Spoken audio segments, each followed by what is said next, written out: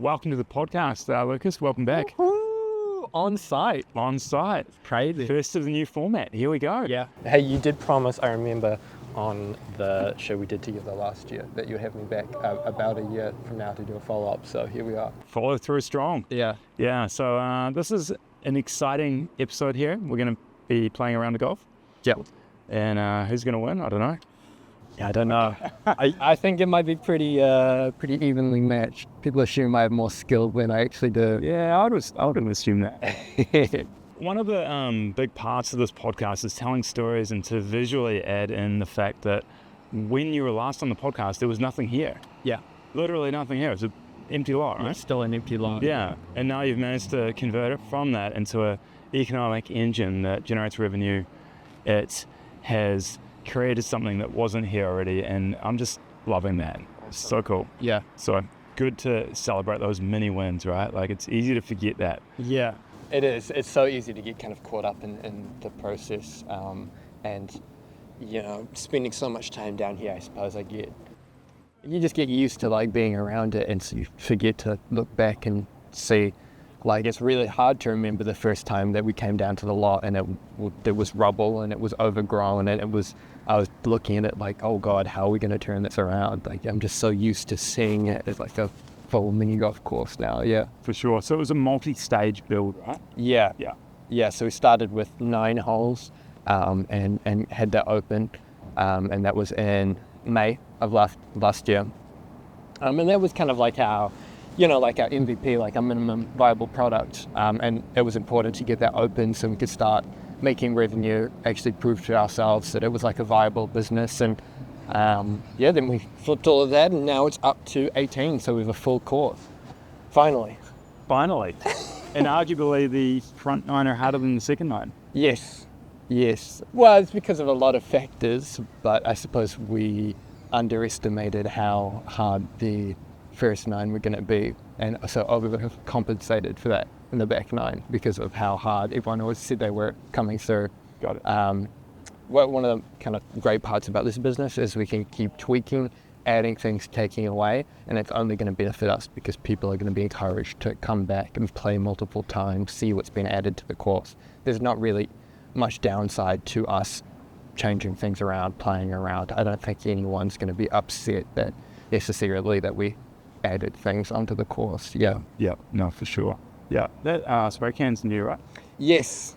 Yeah, it fits really nicely with kind of our aesthetic of the course, kind of going for this reuse, recycle, Christchurch theme. Yeah. They used to be down, I think it was on Cashel Street, and the council's obviously doing something with that land, or it's been bought up or whatever, so there were quite a few of them looking for a home. We decided to grab one and bring it down here. And that. We kind of want this plot to feel like a mini Christchurch inside of Christchurch, right? So kind of elements that we can add to that. Yeah, I love it. So we've got mini golf, we've got some ice creams, we've got drinks. Yep. You've recently added on the option for someone to commit to an annual or season pass. Yep. Yeah, just trying to do everything we can to make it like an awesome experience. I suppose in my mind the ideal experience for when someone comes down to the course is having this awesome annual pass card that they can just kind of flash at the kiosk and not have to worry about standing around paying, etc. Yeah. Grab a drink, grab an ice cream, get out there, try and beat their score from last time, write it up on the scoreboard, and have an area they can sit around and enjoy, and just make it. Yeah, I suppose at the end of the day, it's hospitality, right? Yeah. It is a hospitality business, yeah. Yeah, and I love those micro experiences, meaning, it's not that hard, obviously, to pay, right? And, pay waive it, but, to be able to just, show up, say hello, and be like, here's my annual pass. It's just micro friction, and if you can avoid that, I'm all for it. Yeah, this is such, a community-supported we need people to be on our side. Mm-hmm. So I think the annual pass is a great deal. People seem to be getting a ton of value out of it.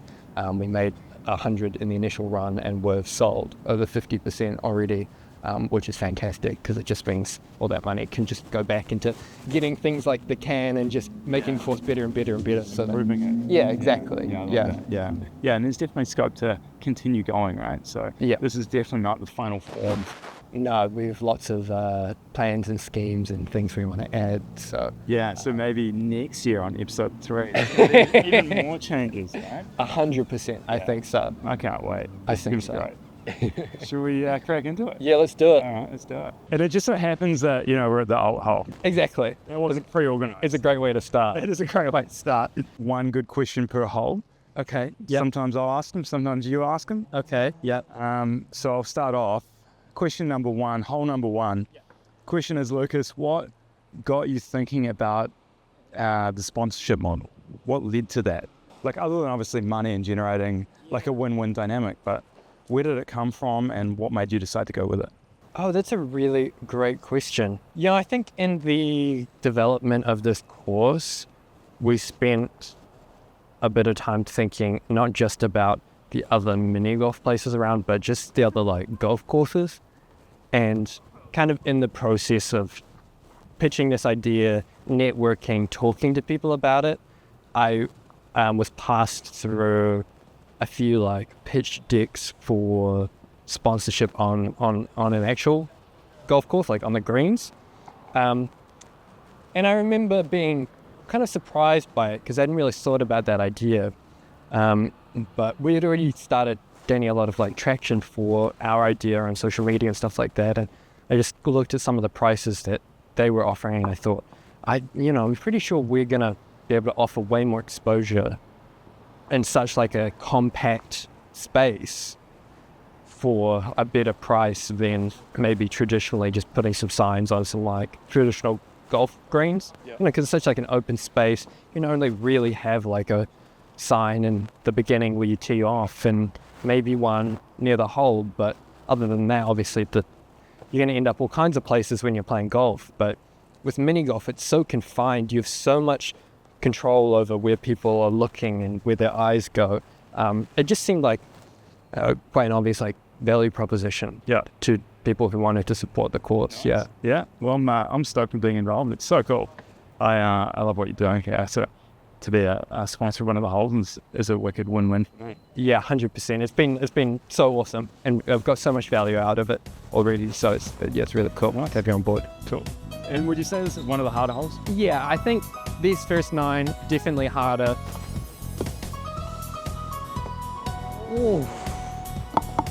That's a cheeky 4. Oh no. I think that's a cheeky 4 too. Cheeky 4. I didn't even grab us a scorecard. So we need a scorecard, Lucas. Hole number 2. Hole number 2. I got another one actually for you. Okay, sure. Okay, so with the idea of like building in public, right? Like creating content, showcasing the journey, like you've been doing that for a while now, right? You're very comfortable with creating content online. Yeah. The way that I see it is that there is an emerging trend both here and further afield around the world, like to do this whole document, right? Yeah. What would you say to someone considering doing that themselves? Maybe it's someone looking to start a business or buy a business and they really want to lean into that content side of things. There's so many people who are now kind of big advocates of the document, don't create kind of mindset. Like, hey, instead of spending all this time on creative, just like document what you're doing, share that with the world. And that's a compelling story in itself, which I think is right. And it's kind of what we've done. But I wouldn't discount the storytelling strategies that you use in that documentation. We've documented the journey, but that doesn't mean that I haven't spent a lot of time thinking about like what the hook of the video is going to be, what footage I'm going to use, like what I'm going to include, what I'm going to exclude. I think when people hear document, don't create, they tend to get a little sloppy and just, hey, good morning, I'm in my car, I'm heading to my business, I'm at my business, I'm heading home now, that was my day, I've like documented it. It's like, do that, but maybe the edit on the video looks more like start in the middle of your day and show me the most exciting point, get me hooked on the video, and then we can come back to the car stuff. I think maybe just learning a little bit more about storytelling and trying to integrate that into your content, has benefits, because even casual content has to follow storytelling rules to keep engagement high. Does that make sense? Yeah, I guess what you're saying is that it's not just hitting record and hoping for the best. There's a fair amount of mental energy and thought that needs to go into each piece of content, right? Yeah. I'm hearing you. I wouldn't be lazy with it. Don't be lazy with it. Document, but you have to document the right stuff. Think about it. Yeah. Think about it. Yeah. No, that makes sense. Yeah. Cool. Good answer. Whoa. Oh my lord. Was that 5?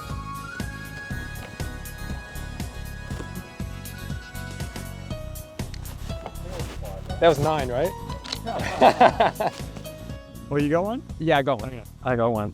It feels like sometimes our business is a little bit weird because it's like a category and in a niche that normally isn't talked about in like entrepreneurship and like the business community. You know, if I was a insurance broker, or affiliate marketer, or a real estate agent, there would be thousands of books and courses and stuff I could look at. But there isn't really a lot of content around what to do to 10x your mini golf course. So what do you think are going to be the unique challenges and opportunities that I have given this line of business that might not be available to someone who did something more traditional? You're right in that there's not like, 101 secrets to growing your mini golf course, right? Yeah. That doesn't exist. And so I guess instantly I just think to look toward other operations that are similar. Yeah. They might not be mini golf, but they might be like ski resort. They might be attraction-based businesses. I think like any business that has, relatively stable fixed costs, low variable cost, I think you could look at anything in that realm, right? Like anything that's, like traditional golf courses, for example, or even hospitality to an extent, right? Yeah. Like hotels, not too dissimilar. Yeah. And that the bigger costs is like the setup, the infrastructure, not so much the incremental cost to have one more guest. Yeah. So that's probably where I'd go to, is just looking at adjacent industries that share similar like business models from a cost base. That was the cool thing about rolling out the annual pass, right? Yeah. You could instantly capture value, plus get people back, plus get like them to encourage their friends to come along, right? Yeah. So Interesting. So it's, same principles, but at like a different scale. So our annual pass is say $50 for an adult. A ski one might be $300 or $400. But I suppose if you looked at them on a bit of paper and they were both $1, the same principles of like an experience-based business. Interesting. Yeah, and I think what it may also mean is that you've just got to look further afield, right? Like it might not be that there's anyone within New Zealand that's in a similar or even exact business, but is there someone in England or the States, right? Like maybe just looking further afield, and with content and social media, you can do that now relatively easily. Even this guy, I don't know if you've seen that guy on YouTube that's bought a bowling alley. I've not. So very similar, both from a, an age, like motivation, like build in public standpoint. Yeah. So I haven't watched a lot of the content, but it's just an example. Yeah, it's just an example of how someone could be on the other side of the world, but you can either learn or just observe things that they're doing that you could maybe apply here. Yeah. Interesting. Yeah. That's the answer. It's good answer. Hole 3, take it away. Oh, come on. What was that, 6? Could be worse. Oh, good recovery. Nice. So hole number 4, SDM hole. Yes. Rubble trouble. What my question is, Lucas, is there any holes that have not got sponsors that are available, or are you maxed out? Yeah, I mean, there's plenty of holes that don't have sponsors. We tried to be very strategic with it. We don't want this place looking like a newspaper with ads every section that's available. So one of the kind of commitments I've made to the sponsors is to only have one per category, essentially. And that can be however broad or narrow as it is. For example, I know that we're going to be picking up a real estate agent as a sponsor soon. And because they deal in selling houses, leases, stuff like that, we probably won't take a property manager or anything like that on board. And so it's really just about looking for people who believe in us, believe in what we're doing here, want to be seen as a business that supports local, right? Because that's like a big part of it. Be seen as someone who's in the community, is paying attention, and especially businesses that kind of align with our theme. Yeah, with so many like different types and varied holes here, that I could see a lot of different industries kind of chipping in, getting some exposure from us. So yeah, it's just about filling those spots. What does SDM do? Automotive repair parts. They've been really good. Their responses since the kind of very beginning. We've had quite a few people, including yourself, that have been on board since we opened the first 9 holes. And so SDM have been really good to us and jumped on pretty quickly. And so, anything happens to your car, they are the place to go. So good, SDM. All right, hole number 4, take it away. G4. Question for this hole is just like looking at that wall, Lucas. What do you reckon you could do with that spot? I mean, that's a really good question. There's a lot of kind of areas around the course that we had to cover up. There's a lot of graffiti, and we've left some of it, as you can kind of see in the back there. But basically the stuff we had to cover over was where it was explicit, where we kind of felt like it wasn't kid friendly, because we knew there were going to be a lot of kids down here. So I think long term, love to get some murals in, love to get some artwork. Maybe some signs up as part of like a sponsorship agreement. Once again, I don't want it to be too much like a newspaper, but in the same kind of reasoning as I can, just little things around just to add life to the section and make it cool and make people want to take photos with it and stuff.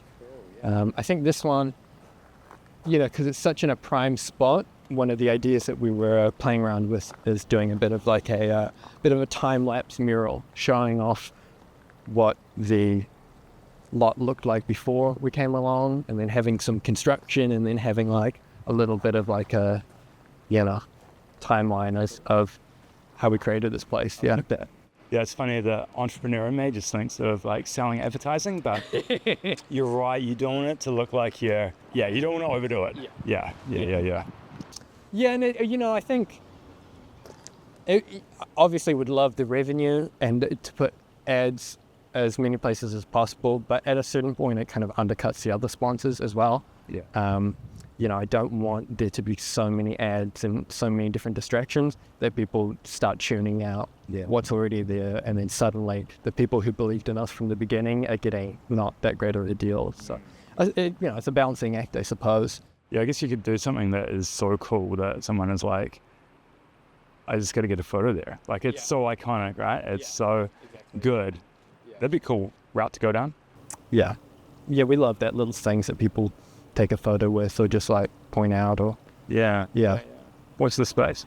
Watch this space, exactly, this literal space, So maybe episode 2 will have something. What do we got on this hole? This is I think this was a fan favourite, definitely a fan favourite before we opened the back 9. Nice. Ooh. That would have been crazy if you got that in. Ooh. 5. Hole number 6. Got a question? This may be wrong, so if you search it up later and it's not quite right, I don't want to hear it. The essence of this is true, right? Mini golf is known by a few names, but one of them is putt putt, and it came from a mini golf course that was called putt putt, and it ended up being like so iconic that now just mini golf everywhere is referred to as like putt putt. And so thinking about this course, like there's a level of physical limitation only people who come to Christchurch can ever come in and visit it. But the idea of aiming for being something so iconic that no matter where you go in the world, it's called the thing that your course is named after is crazy. That seems like such like a fun goal to be like the best marketed mini golf course in the world. What do you think I would have to do to achieve that? I mean, I think there's a gazillion answers to that question, right? Yeah. You look at that team in the States. I don't even know what they do. It's like maybe a college football team I'm going to go with. And they've leaned into the whole, culture and fun and like branded merch and there's just so much energy behind this thing that A, I don't remember the name, but B, it's iconic, right? Yeah. Like they've got so much of a fan base that there's just this inertia, right? And I don't know where that comes from, whether it comes from like the leader and it just trickles down, if it comes from, like a think tank and someone's like engineered the whole thing, I don't know. Yeah. But I guess for yourself, it's like, how do you build that energy? I don't know. I think it's part like maths, part art, and that like there's certain mechanisms that you can get to bring people here, like the season pass and advertising and content. But how do you create like the very best offering available? Yeah. Just like I mentioned with the mural, like how do you get this iconic mural? How do you tie it all together so that people are just sort of pumped up? Yeah. And I don't know. That's probably a work in progress, right? But yeah. It's a fun thought experiment, though. Yeah. Do you think it's do you think it would be like a good heading that would lead us towards success? Or is it like a fool's errand? If I made decisions with this thought of, is this going to lead us to be the best mini golf, like the best marketed mini golf course in the world, would I end up making a lot of the right decisions? Or would I end up making a bunch of decisions for vanity and not for actual business success? It's a good question. Yeah. Very good question. Personally, like my gut feel is that it's a good filter to run over any decision, right? Like, will this lead us to being the best, either the best mini golf course or the best marketed mini golf course? Yeah. I don't think that could have any negative downside, right? Yeah. I think if you were chasing something that's, financial, obviously that can lead to bad decisions. But I think when the North Star is something pretty wholesome and high level, then I think that's a good thing. Okay. Yeah. Yeah. Yeah. I can't think of a scenario where it would lead to a bad decision. Yeah. You know what I mean? Yeah, I know what you mean. Yeah. It's a good goal. Yeah. It's really good. Yeah, because I'm sure the downstream effect of that would be, obviously people... It can only be upside. It can be only upside, yeah. Yeah. Yeah. So that's a good one. Yeah, interesting. I like that. Tidy tools. Tidy tools. Take it away.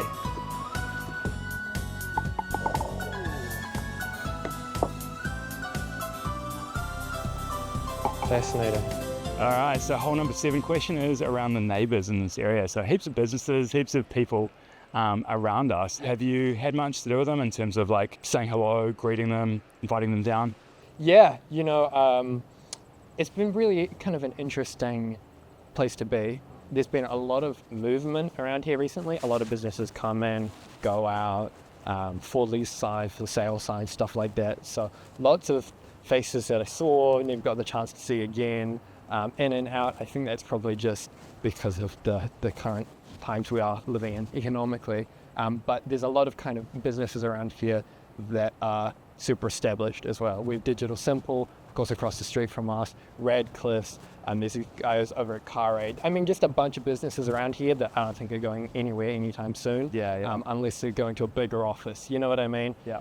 And I feel like we have great relationships with all of them. Had a lot of people come down for their work dues, their staff dues.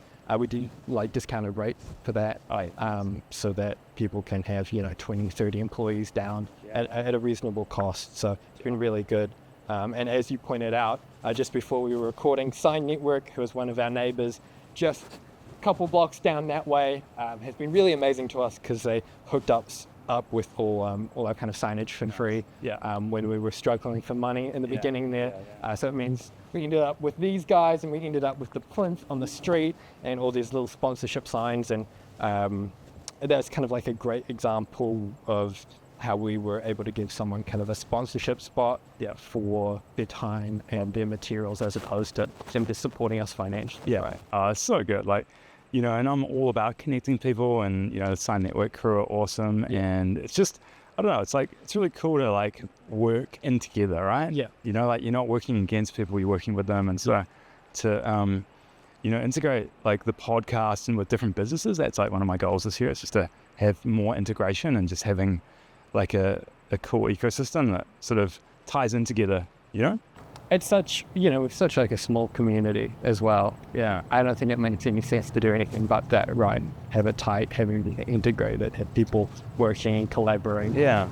I think it's a different mindset though, right? Like I think the old school mindset might have been more around like in order for someone to win, someone needs to lose. Whereas the way I see it now is that like, at minimum it's like a win-win, but if not like a win-win-win, right? So like 2 parties plus another one. I hope we see more of that. Yeah. Yeah. 100%. Hole number 7, feeling sore. Feeling sore.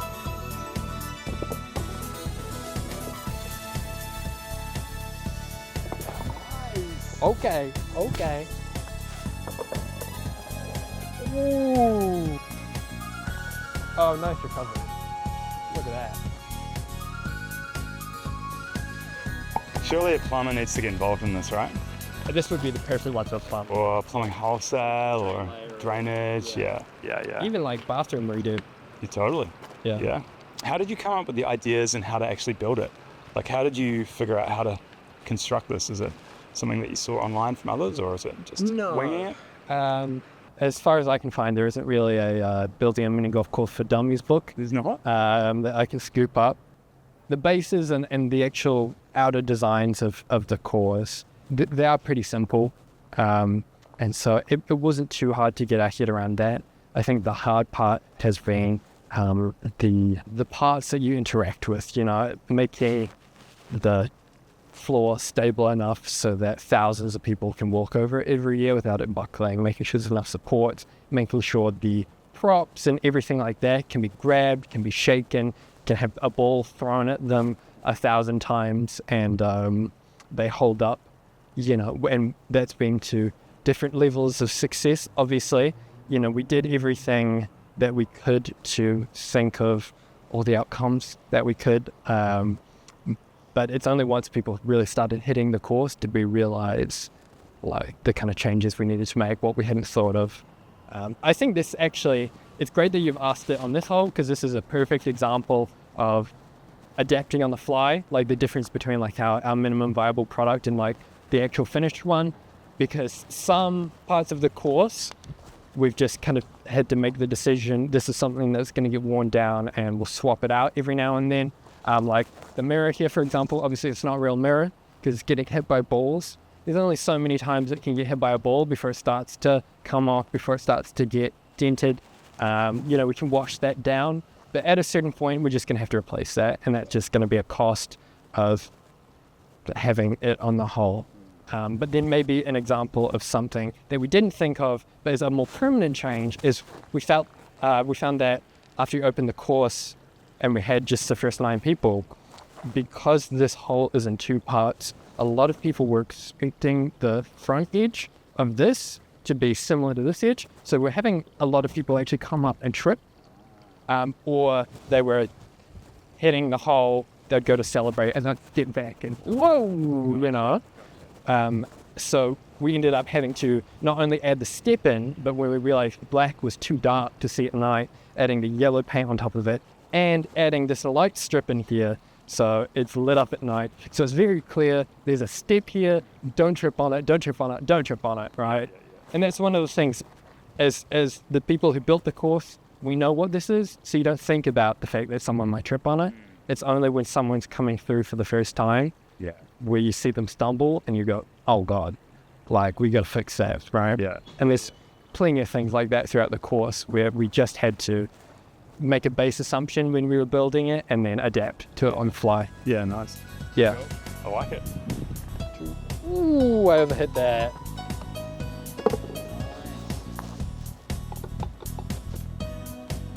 Hole number 9. Hole number 9. Clearview Auto Glass. Shout out Clearview. Yeah. Another great sponsor. Once again, another business that's been with us from the beginning. And threw us some more support our way after we got RAM rated, which is great in the form of buying a bunch of annual passes to donate and give away. So, Clearview's great, been a sponsor since the beginning, and it's in the name. If you need some glass work done on any kind of car whatsoever, it's a place to go. And we've had a nice yarn about some of the crazy, cool, awesome cars he's worked on, and sounds like he's up to any job. So it's a great sponsor. Where are they based? Are they in a location or are they mobile? No, it's mobile. So just wherever you need it. Yeah. Yeah, cool. Yes. And very similar story to us. I think it was around the COVID time, was just working a job and decided to take it independent. Yeah. And so, just another hustler, just another person running an awesome business locally. Yeah. Yeah, I mean, it's amazing how the default thing is to, go to one of the more recognized larger brands. But I mean, when there's a business like that will do the same thing, essentially, if not better, why not get involved? Exactly. So, like, again, I love that ecosystem. Yeah. All right, let's do it. Ooh. Another 4.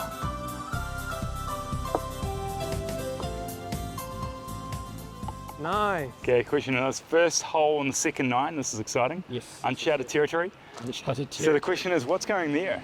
So that is going to be a bit of a decking area. We just kind of wanted to expand where people could sit. Once again, leaning into that idea that we are a hospitality business at the end of the day. So there's going to be some shade, some seats, and long term, we would love to get a liquor license or at least some kind of like cafe set up so that people can have a drink down on the course.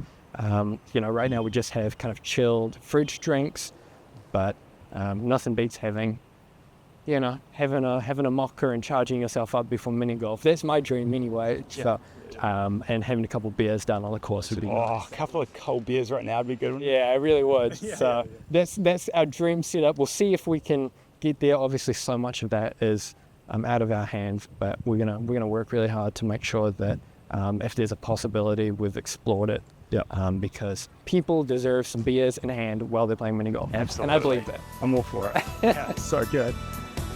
Go ahead. Awesome. I'm blowing my lead here. Oh no.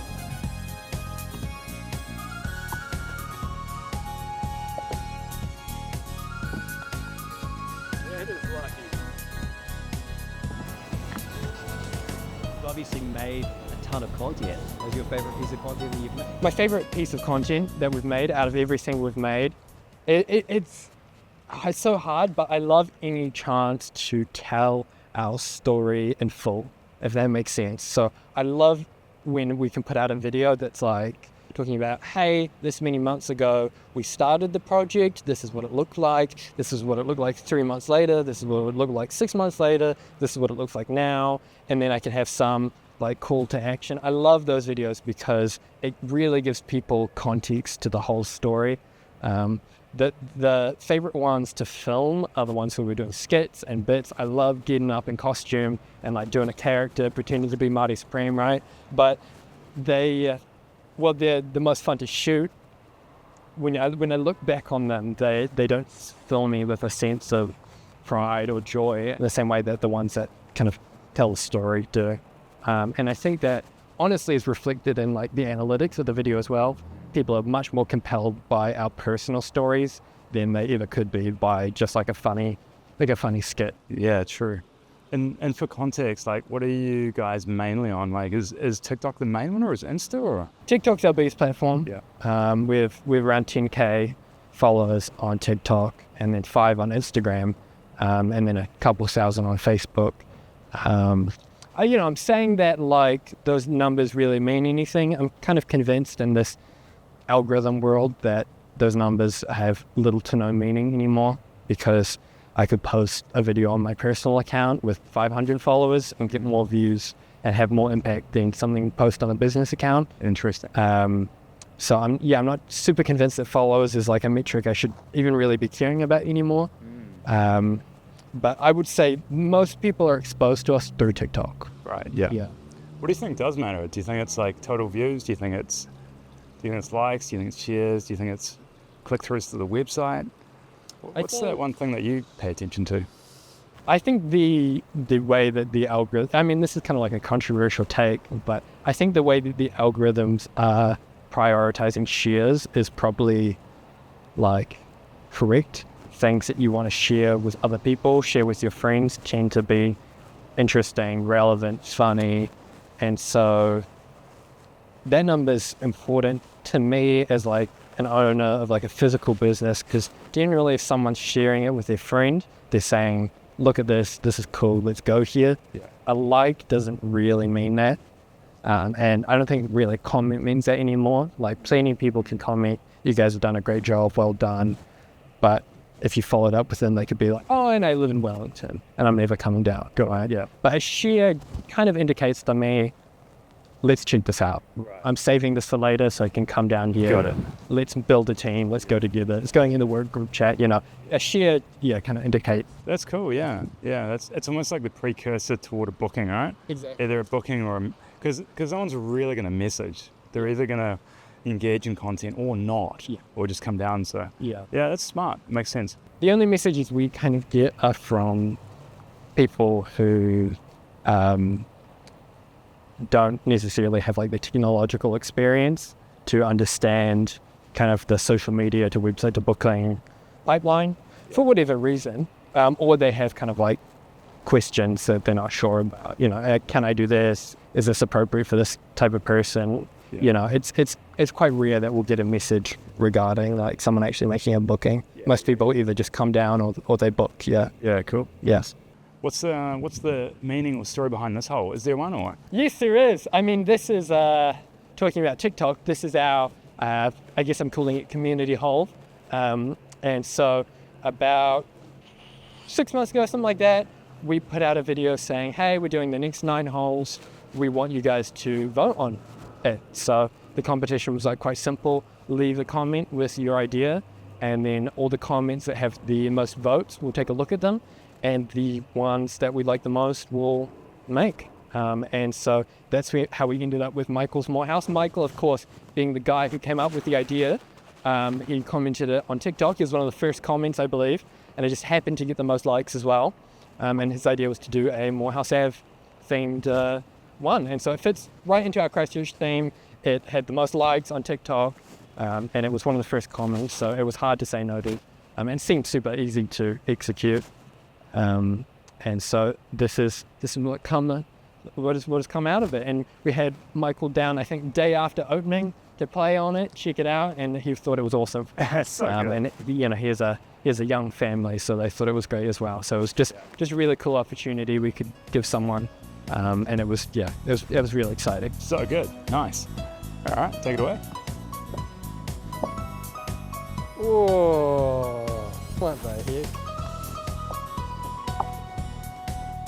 12, the claw. Oh, you got a question. Okay, Yeah. take it away. One of the things that has made the course possible is I've been like incredibly genuine and authentic about it on social media, about like the fact it was a struggle to get going and that we took a lot of risk on board to like open it up, and we shared the things that have happened and our successes and getting RAM rated and everything like that. And so I think for the most part, people are rooting for us, right? It's seen as like a important part of the community's rallying, people are on our side. What do you think is the easiest way to retain that feeling about us as we grow bigger, as we scale? The thing that comes to mind is the events and the community side of it. So you've done a few events, which you could keep going with that route.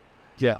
In that, like, that's the purpose of this. It's not really necessarily about the money. In fact, there's probably a lot easier ways to try and make money.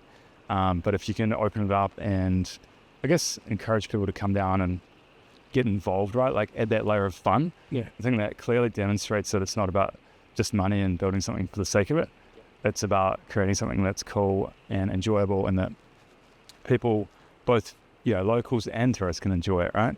So that'd be my way to think about it. Do you think people will be able to like understand kind of what we do and my motives as like a person, as someone who knows this project and knows the craziness behind it, and I've talked to you about like potentially projects that I want to work on in the future and stuff.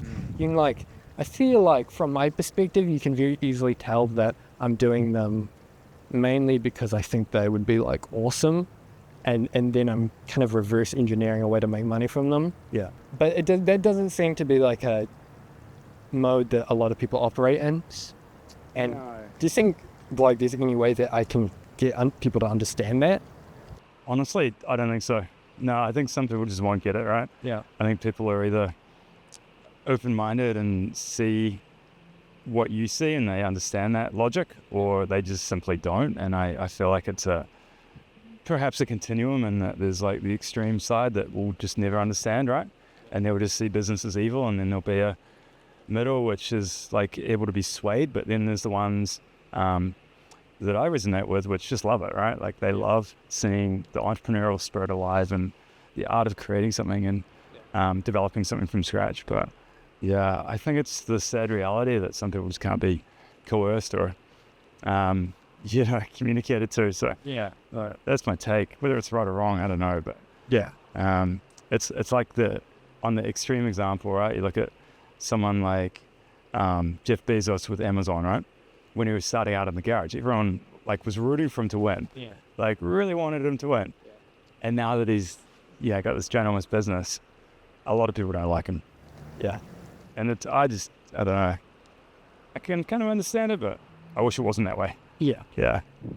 Yeah, 100%. Yeah. But yeah, I think you can definitely offset it with content that communicates what your values are and your intent. And then, as I say, the events, I think that's another way to do it. I think there's always going to be naysayers, and there's always going to be a critic that just wants to be a critic for the sake of it. So yeah, I just try to like roll with it and stay true to what you believe and what you would like to do. So yeah, that's the answer. Deep chats on the mini golf course. Deep chats, always deep chats. Redemption. Come on. This is another great example of a hole where we didn't fully think about, what people are going to do to it. Because the final design for this, ideally, is going to be a crank on here. We crank it up and this comes up and down. And we had it working for opening day, but, you crank too hard and you start to see the wood split along here, and then the wood started splitting and the crank broke, and then it fly back at people. Oh, man. So we're going to have to come up with an alternate solution to make it work. Such a good intent though, right? Yeah. And it was so cool when it was working. Just leading on from that last question about events. So you've done the opening, you've done the reopening. Yeah.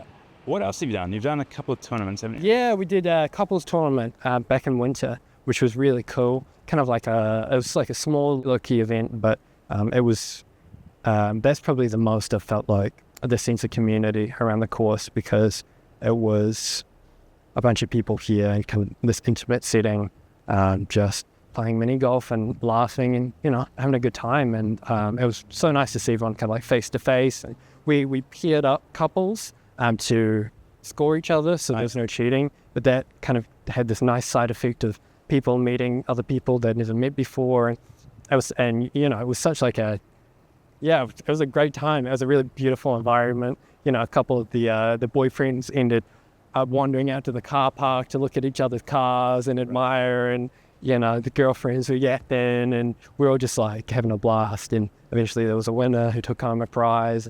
It was really great. So I think especially as we move back into winter, from like a business standpoint, it makes sense for us to run more events, tournaments, to get people coming down here even in the off season. Yeah. But especially from like a community point, you can't beat that feeling of having everyone down and just having a laugh and hanging out. Yeah. I mean, I think that was the biggest thing that really caught me by surprise when we played in December with the team. It was just like legitimately fun, like actual wholesome fun. Yeah. Like people ballsing up shots and just absolutely blowing out. Like, I don't know, it's hard to simulate that, and it's hard to get that in any other way. It's just so easy to like doom scroll, right?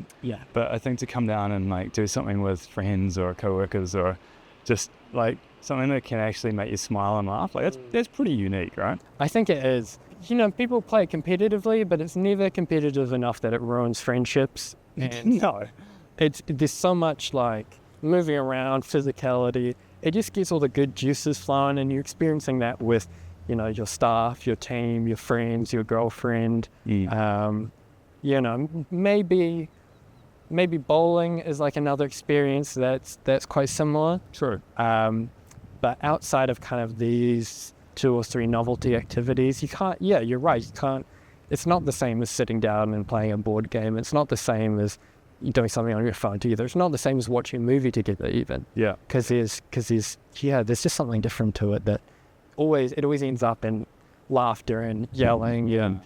Even just before we were filming, just a couple guys coming through the course and you could hear them yelling at each other every time they get a bath. Oh, you know. So good, right? It really draws out the emotions in such a positive way. Yeah. It's a form of energy, and I think if there's any call to action from this podcast, it's just to like calm down, play, have some fun, or do other stuff, right? Like if you're non-crashers, like go bowling, like do some activity that's not digital or not like on the couch, or it's not just going to the pub and drinking, you know, like it's a really good reminder. Yeah. For a really low amount of money, you can have so much fun. Yeah, and we do see that like people will make this an activity in the day, you know, because it is low cost. You can do something, go get lunch beforehand, come down to this, do it, go off and do something else. You know, if you are like a movie person or whatever, you can do mini golf and a movie. There's nothing, you know, stopping you do, and you can do a movie at home and save yourself some money. You know, it's so low cost, low barrier to entry. Yeah. You know, if you're able-bodied, it's you really can't beat it. Totally. I like it. What's this help? This one, Remembrance. Shout out to the Bridge of the Remembrance. Yeah. We definitely leaned into Christchurch more with these back 9. Yeah. But I think it turned out pretty well.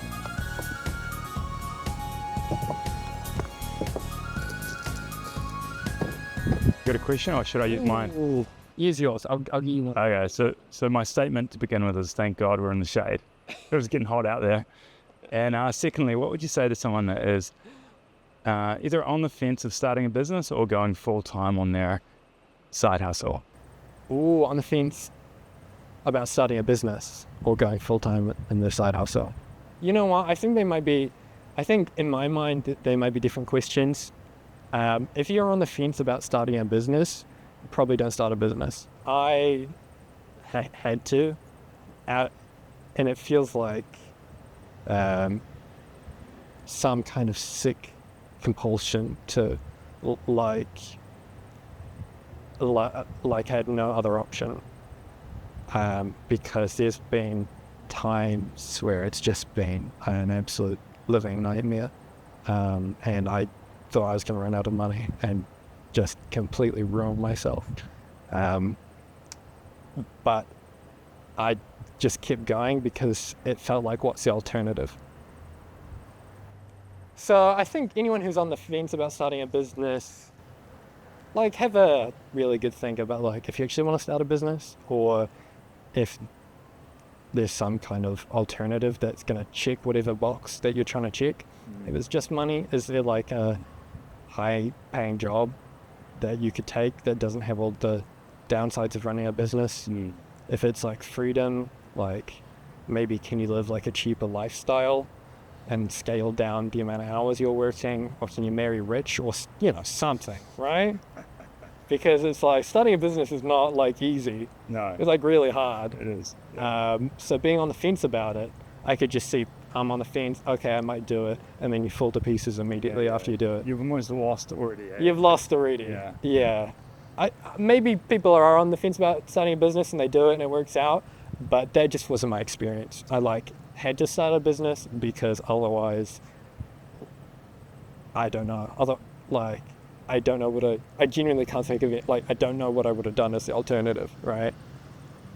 But if you've like a side hustle and it's like quite successful and you're like, oh, maybe I should like make this full time, maybe I shouldn't, that's definitely a way more understandable position, because that's just thinking about like, am I in the position to make this a business financially? This is not a question of like, should I start? This is a question of, should I go all in, which is I would say it's like a different question, right?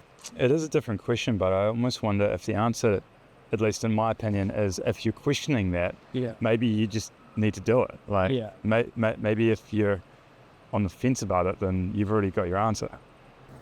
I think that's probably true. If you're thinking about should I just do take it. this full time? You probably have enough under your belt to take it full Yeah, time. like just do it and figure it out. Like there's always going to be a gap. There's always going to be a leap. But I think if you're questioning it, then maybe you already know the answer. Yeah.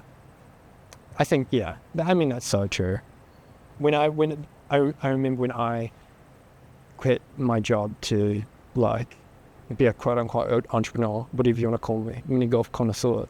A long time ago though, before we came up with the concept for a mini golf course, but a long time ago when I quit my job to be an entrepreneur, I decided I was going to do it. And then I sat down like I was on my lunch break outside of Hyde Club, which used to be called Empire at the time. I sat down on the ground and I like called my dad. I said, "Hey Dad, if I completely run out of money and I'm in like a tight spot, can I like stay with you?" And he's like, "Yeah, of course." I was like, "Sick. Thanks so much." I had a little cry and I hung up the phone and I went in and I quit like on the spot. I hadn't even like written a letter. I was just like, "I'll send you a letter. Like I hate it here. I'm quitting." Because that was the only thing holding me back. I was, if I like completely bottom out, do I have somewhere to stay? Let me call up my dad. Other than that, yeah, it's just, I'll make it work. I'll do what I have to. What, just like to take a slightly darker turn, like one thing that's been of interest to me lately is the entrepreneurs that have either pushed too far or they've been unlucky or they've made mistakes, which has meant that they've found that edge, they've found the point of no return. Yeah. And so they've liquidated it, and it's just like, I fully take my hat off because it's so easy to talk about doing something, but to actually put your hat in the ring and to try. Yeah. It's unfortunate, but I think with like time, those learnings will be valuable. Yeah. So maybe I'd be really interested if you got someone on the podcast who had like really failed to like that level of extent, like kind of like life ruination level. Because I almost wonder if the lesson of failing and liquidating and all of that in itself is like, I'm still alive though. You know what I mean? Mm-hmm. When you're under so much financial strain, it just feels like I'm going to die. There's points where you're just like, I'm going to die. And so I wonder if you really have everything taken away from you and you're like really ruined. The best thing you get from that is like, I had everything ruined and, I still have this. Like I'm not dead. Still have a shot in the ring, right? for sure. Because the other part of that is if you're not finding that edge, then are you really living to your full capability? Yeah. Are you pushing hard enough? Yeah. Everyone's got different risk tolerances, but that's what I think about. Yeah, I'm not sure. Some people probably don't. Like I think as business owners, we have a tendency to want to live close to the edge because we feel like it makes us the best version of ourselves. It transforms us. We want to become the butterfly, right? From the caterpillar. Maybe. So some people just like happy being the caterpillar. And so it's hard to work out which one you are when you're in the position of working a job and going, should I start a business? Mm-hmm. Do I have it in me to lock myself up in a chrysalis and spend a year in hibernation to become a butterfly? Yeah. Or am I going to get eaten by a cat immediately?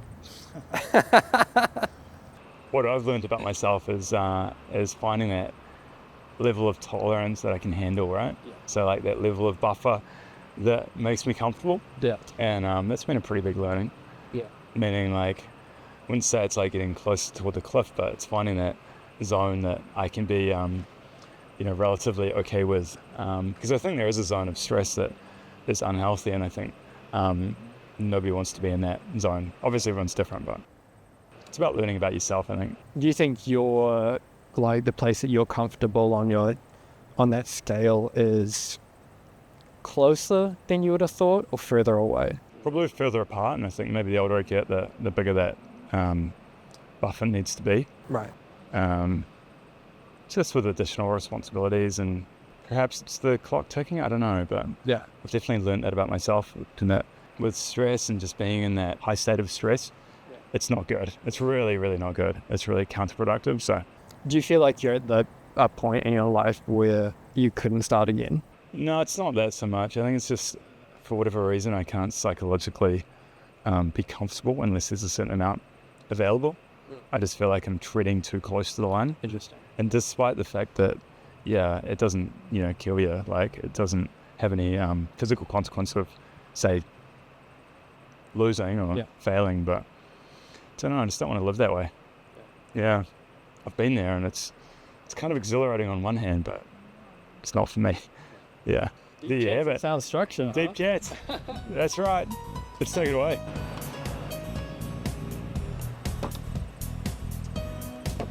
Three. Yeah. Do you have a question or should I roll with mine? Roll with yours. Okay, so it's just really leading on from what we're talking about with technology and AI and systems and the world we live in where you don't have to spend, hundreds of thousands of dollars to build custom software and apps anymore. Yeah. Like for example, like scoring. That would be cool to have an app, right? Yeah. Yeah. Yeah. Yeah. Already things have become a lot easier than they used to be. Like even the way that you can book online. Yeah. That would have been historically quite difficult, 5-10 years ago. Yeah. So like we're moving toward a world where I think technology will become a bit more accessible. Yeah. Yeah, it'd be interesting to see how it affects or doesn't affect our business. A lot of my personal experiences in like attractions and entertainment and little activities like mini golf, they always it always feels like they're a little bit of like a step behind everywhere else. Yeah, I mean, I hope we can be as kind of up to date with the times as possible. Yeah, I don't have a crazy good answer for this one. I guess it wasn't a really clear question either. It was more of a statement. Yeah. And more of a conversation starter than anything. But I'm trying to be like really mindful of all the things that modern relevant marketers and business owners are doing for their businesses and apply it to ours. Just because we know a Shopify store doesn't mean we can't run Facebook ads, we can't do retargeting, we can't look at all the different social media platforms. Maybe it's better to advertise on Snapchat as opposed, you know what I mean? Just like trying to stay relevant and fresh because, I think so many attraction places, people in our category kind of rely on word of mouth and maybe more traditional sites, TripAdvisor, Yelp, stuff like that. Like new media, TikTok, stuff like that is more relevant than either. So just staying on top of that, I think is going to be important. Yeah, watch the space. Yeah. I think the key thing you said was stay relevant, stay curious, have an awareness of what's out there. Yeah. Yeah, I like it. Game on. Game on. Oh. Hey. Ooh, too hard.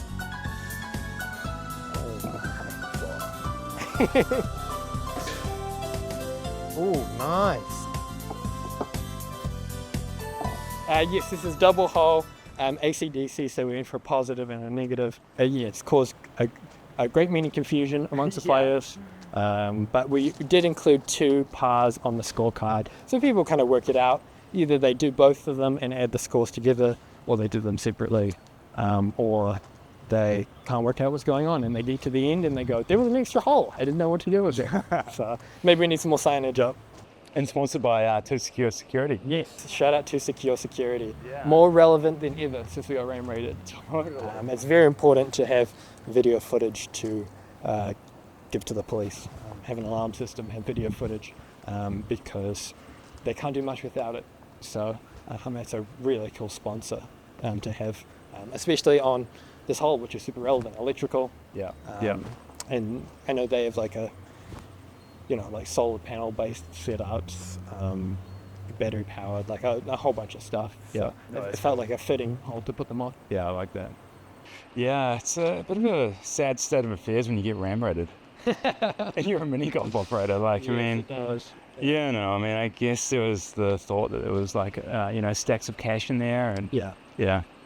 For us, luckily, aside from a bit of damage, we weren't too bad off. They hit a bunch of the food carts, like up and down the street as well as us. They kind of hit the street, which I do feel really bad for because, our kiosk is a big metal box, so we can do repairs to that pretty easily. But when it comes to like the food carts and stuff, sometimes the repairs are a little more niche. They need specialist parts, they need this and that, or they just don't have the experience in like repairing a food cart. So it's just such a shame. It just feels like, seems ridiculous, right?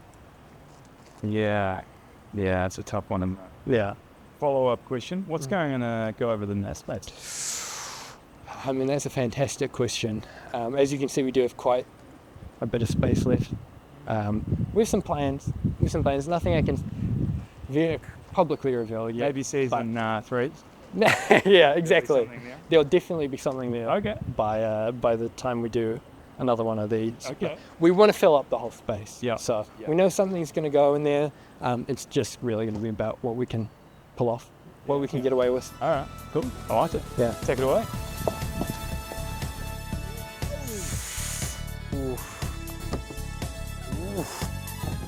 Okay, couple twos.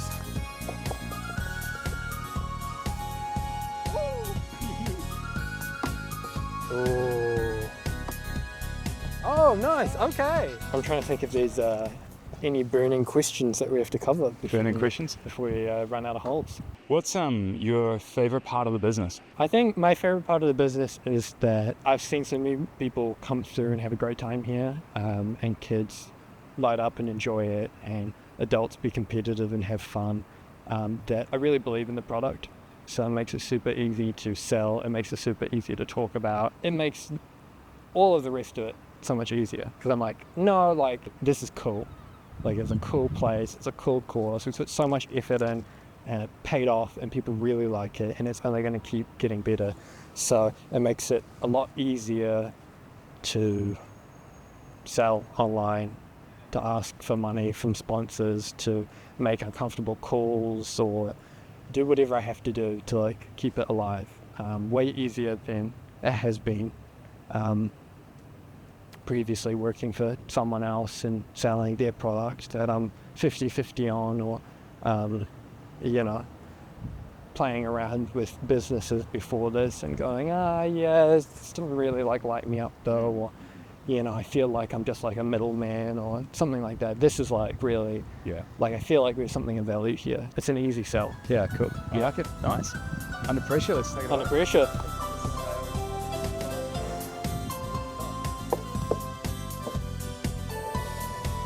Oh! Yeah, both under par there. Hey. All right, so final question, Lucas. It's a bit selfish, this one, but I'm curious, for a podcast, what do you look for in a good podcast? Is there any podcasts that you've listened to that you've just resonated with, either from like an entertainment or value perspective? And essentially the question is how do we make this better? Interesting. I mean, I love podcasts. I've been obsessed with podcasts. I always thought it's essentially going into business, but I always thought if I wasn't so passionate about going into business, I'd probably just try podcasts full time. The first time I listened to a podcast, I would have been 13, 14 on my iPod Touch. I downloaded the Jake and Amir If I Were You podcast. It was like a advice podcast. They're one of the first comedy people to get on the podcasting game. This was super early. And I just put my headphones in, and I've never really taken them out. I've been obsessed with podcasts since then. So when I think about what makes a good podcast, I think it comes down to a lot of the same storytelling principles that we talked about earlier. It has a great hook, it tells a great story, and I don't think that necessarily is genre specific. There's a reason that all the entrepreneurship and stuff podcasts now open with kind of this little teaser of what's to come. I'm sure you've seen that, Diary of a CEO or Modern Wisdom or anything like that. They'll have a little clip in the beginning of School of Greatness, anything like that. They have a clip of what's coming up, of the guest looking shocked and the host going, I can't believe this, right? Yeah. I think, in my experience, it really comes down to when the hosts care about the quality of the podcast. I think I've only ever stopped listening to podcasts because you can tell that they were they lost the magic. and that they started to like phone it in. I can't really think of like a example of like a podcast that I've like listened to where they were phoning it in. They felt like they're phoning it in, but it was still engaging, and vice versa, where someone was really passionate about the show, but it wasn't that interesting to listen to. Like, I'll listen to stuff with people who have just horrible voices, just horrible accents, or they talk way too slow, so I have to put it on 1.5 or whatever it is, right? I think it does come down to like caring about the audience, and especially if you're doing an interview podcast, like caring about the guest. Just really active listening to what they're saying, and having a conversation. Yeah, especially when it comes to interview podcasts. Yeah, cool. Being funny helps as well. Yeah, it sure does. Yeah, human laughter, it goes a long way, right? Yeah. Have you got one that you listen to, rain or shine? Either like from the very beginning, or just like whenever they get released, you're like, yeah, that's on my list. Ooh. Or are you more selective? I think I am more selective. I'll kind of like, in the same way that I kind of listen to music, I'll have like a section of my life where I'm just like absolutely obsessed with an artist, and I'll fall out for a little bit, not listen, and then I'll come back and catch up on everything I missed. I'm a bit like that with podcasts. I paid to listen to all of like the New York Times like serial ones. I think that's probably like should show you how much like value and how much I enjoyed them, that I was willing to like pay for a couple of months to like listen to all of them. Yeah, that's an interesting model. Yeah, it really is. Is it a per episode base or a? No, it's like a subscription. So it's I think it's the New York Times. So if you get the New York Times, like the paper subscription, online, it includes like all their podcasts, and it's kind of interesting. But Serial's like their biggest show, and essentially the value prop is subscribe to the New York Times and you can get access to the podcast plus you get the newspaper, right? It's almost flipped the model on its head. It's not like, oh, you get the newspaper and you get the podcast. It's like you get the podcast, and also you can like, maybe if you want to, you can like read the website. Wow. So I paid for that one so I could listen to all of them, probably just for like a month or a couple of months. But I think Serial was like a masterclass in like storytelling. It's the one that got so many people into podcasts. I think like that show coming out was like when podcasting broke into the mainstream. So I think that's probably like the best example I can think of like a show that I really care about. Cool. And I would really like look to as a good example. Yeah. Nice. But yeah, I'm Diary of a CEO is like a great show, lots of interesting interviews. I think if you go into shows like that with like an ear of not everything the guest is going to say is necessarily the truth, but it might give me like a good start for like my own research. Got it. There's a lot of shows like that you can kind of branch off from. I think that shows a great example of how to do the interviewing format as well. Yeah. Cool. Good answer. Let's take it away. Last hole.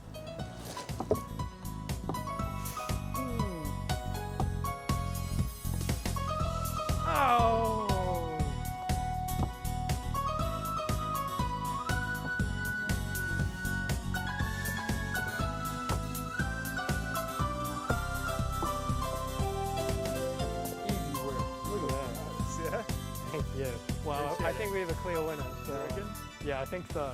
Very clear winner by 10 points. 10 points.